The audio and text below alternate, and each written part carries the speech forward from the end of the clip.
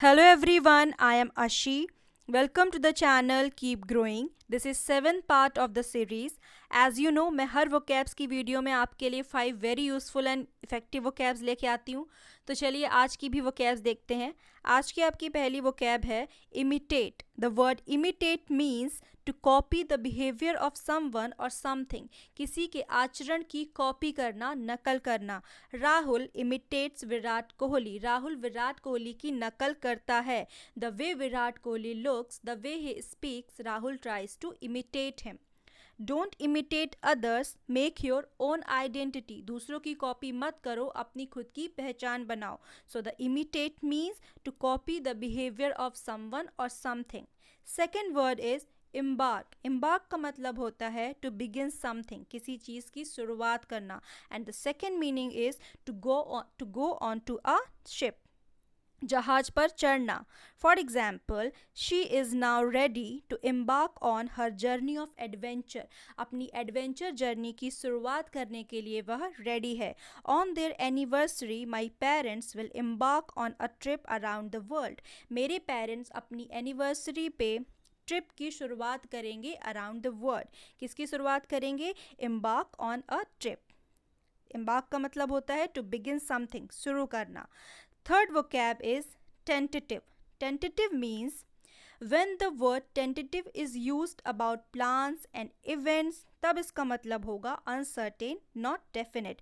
For example, due to the storm, the plane's arrival time is tentative. तूफान के कारण plane के आने का समय uncertain हो गया, uncertain है, not definite. And when this word is used about someone's behavior, तब इसका मतलब होगा not confident. Robert answered the question in a tentative manner. Rahul ने question का answer किया not so confident manner में. So the tentative meaning is uncertain, not confident. Fourth vocab is obscure.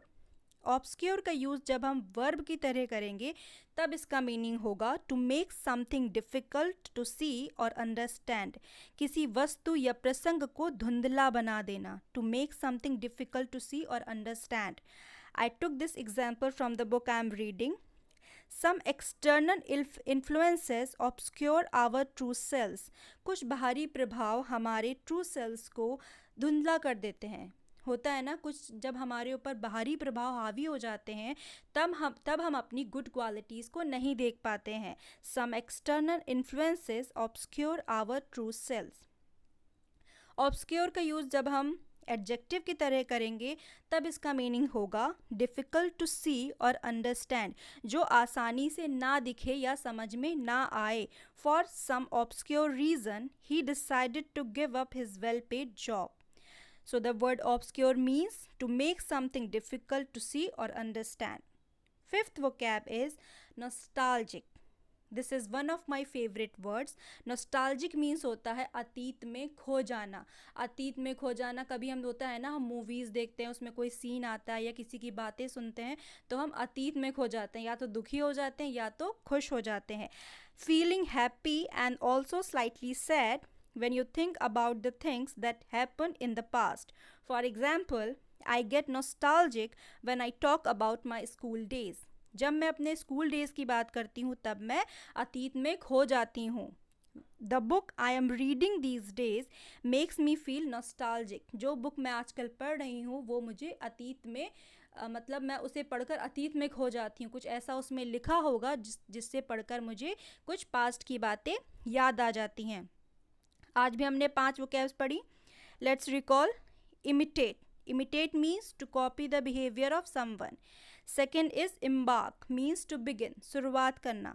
Third is tentative, means uncertain, not confident. Fourth is obscure, means to make something difficult to see or understand.